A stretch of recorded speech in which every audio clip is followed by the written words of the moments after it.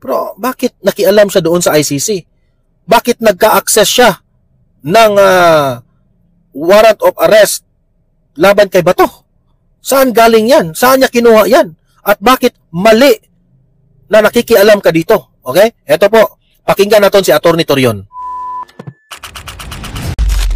Narito ang Balitang Pinoy TV.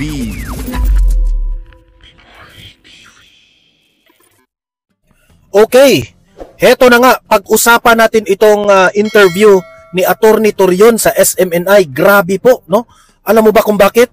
Sinabi ni Atty. Torion na yung ginagawa ni Remulla ngayon ay hindi po yan job description ni Remulla. Ha? Imagine, si Remulla, ha? Nag-iingay araw-araw, humaharap sa media at sasabihin na meron na raw siyang warrant of arrest laban dito kay Senator Bato de la Rosa dito sa ICC. Ha? Ang ombudsman sana ay isang independent na opisina. Pero bakit ngayon nakialam sa politika? Ha?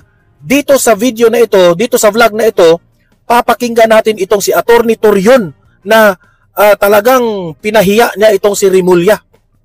In-explain niya na yung mga ginagawa ni Remulla ngayon ay sobrang sablay po sa pagiging ombudsman. Siya lang po ang, in the history of the Philippines, siya lang po ang ombudsman na nakagawa nito, na araw-araw nagpapamedya.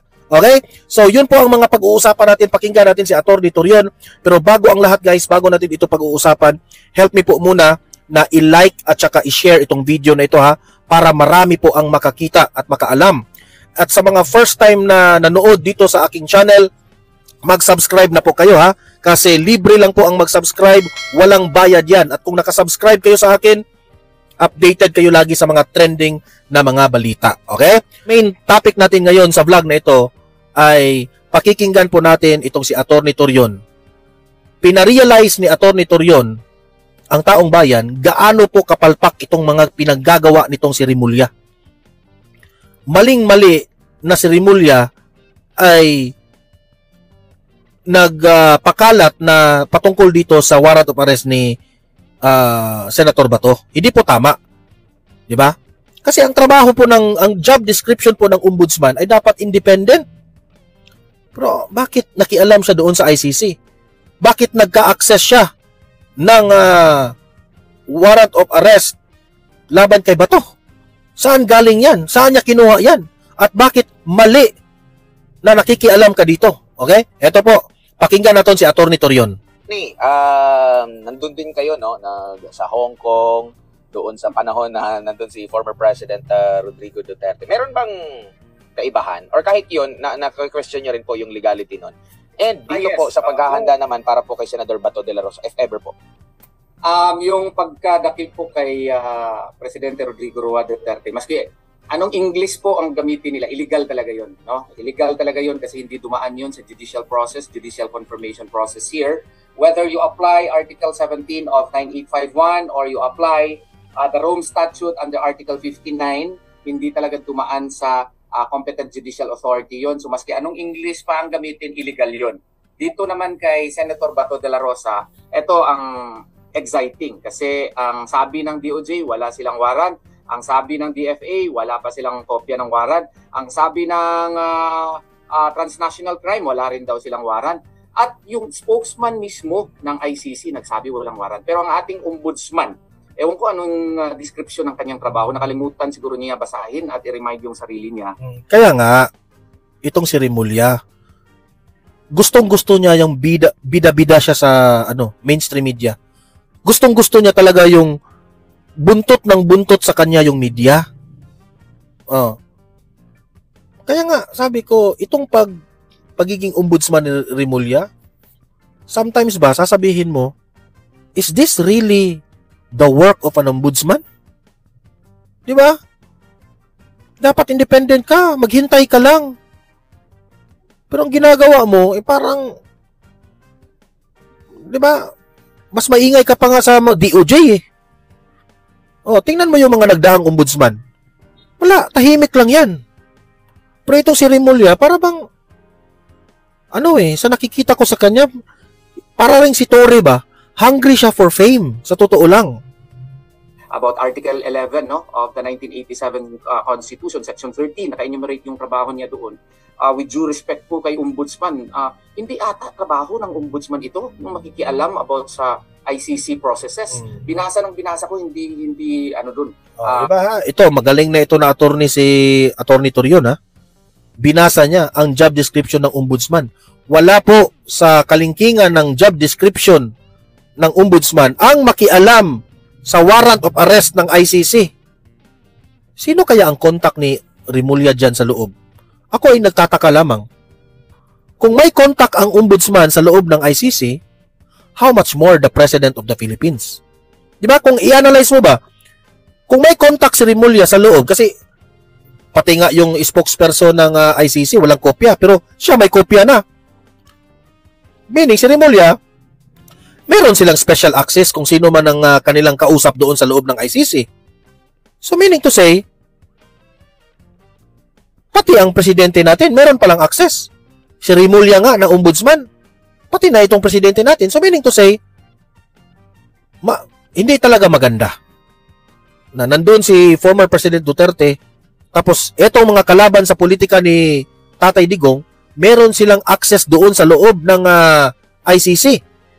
O yun ang analysis natin na baka may access sila doon. Baka yung mga taga-ICC at ang gobyernong Pilipinas ay nag-usap-usap. Hindi po maganda yan. Okay? Dahil kalaban sa politika, pwedeng ibahira ng impluwensya ni Bongbong Marcos doon. Di ba? Tayo lang po ay nag-analyze ha. Pwede ako magkamali, pwede akong tama. Pero nagtataka kasi tayo eh. Bakit si Remulla may copy?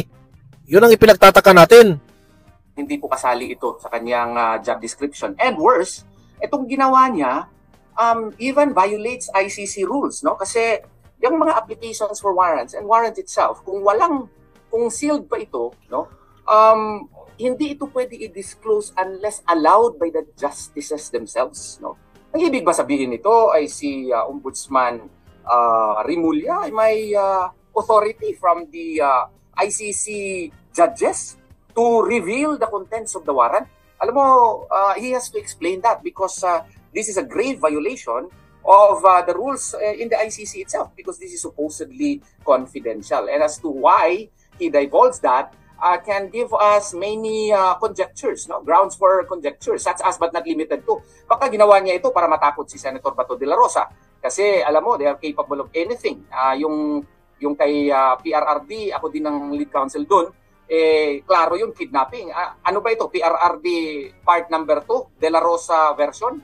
So, kaya nga, sana naman, they would heed the rule of law. No? Kung merong warrant, let it go through the proper processes. If they would treat it as an extradition, then follow the rules on extradition which became effective on November 10. If they follow surrender, because they are always barking that they will rely on Article 17 of RA 9851 on surrender, well, they must likewise understand that they have no rules and regulations. They have no IRR yet as to how surrender would be effectuated in the Republic of the Philippines. If they will tell us they will rely on Article 59 of the Rome Statute, hello, there is even a question now in the petition for certiorari, which we filed, questioning whether or not there is still legal basis on the part of the Philippine government to continually cooperate with the ICC in the light of the fact that we already withdrew from the Rome Statute effective March 17 of 2019. Now, granting ex argumenti gratia that Rule 59 or Article 59 would apply, wala pang specifics eh. Like for example, pupunta ka daw ng competent judicial authority. Wala pa nga tayong rules of procedure. Ano ba itong competent judicial authority na ito? NTC ba? O RTC ba? Or Court of Appeals ba? Ang sabi din dito sa the arrested person or the person shall be brought promptly before the competent judicial authority in the custodial state which shall determine in accordance with the law of that state. So, kung law of that state, so Philippine law yan, rules on criminal procedure. Sa rules on criminal procedure natin, kailangan may warrant of arrest. It should comply with Article 3, Section 1 of the 1987 Constitution, which states that no person shall be deprived of life, liberty, or property without due process of law. And as to how the due process of law would be observed, wala ding rules on procedure insofar as surrender is concerned. Kaya nga, with utmost due respect doon po sa ating kaibigan na prosecutor po na self-executing daw yung Section 17 of RA 9851. With utmost due respect, I digress and I do not agree simply because of the fact that the self-executing provision or non-self-executing provision per Manila Prince Hotel case, which he cited, applies only to constitutional state principles. It does not apply to statutes because statutes require publication. It requires the passage of implementing rules and regulations. And to a certain degree even, kung may penal provision, kailangan ka pa magpasa doon sa sa UP Law Center, no? So, kaya hindi talaga yan self-executing provision. Hindi pa nga nakadefine yung rules of procedure po. Kaya medyo mali po. Opo, attorney, nakikita nyo rin po ba na, kasi nagbabasa rin ako ng mga komento, marami din sa mga kababayan natin na nag-analisa.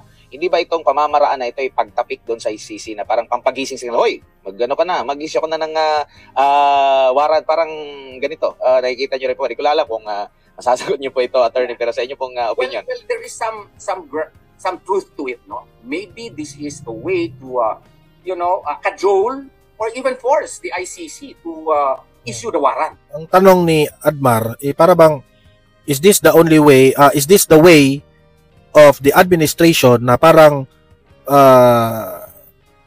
inunahan nila ang ICC para gumalaw na ang ICC? Parang ganun ba? Kasi kung totoo man yan, talagang kabalbalan talaga ng administrasyong ito kung ganun ang kanilang gagawin.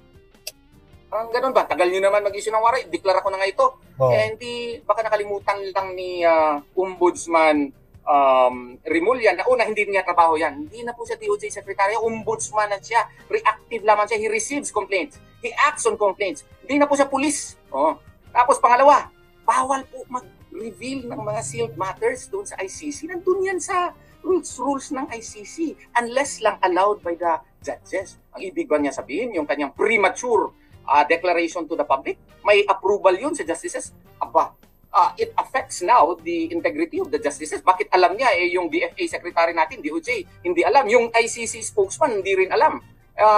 Nakakasira yan sa integrity ng ICC processes.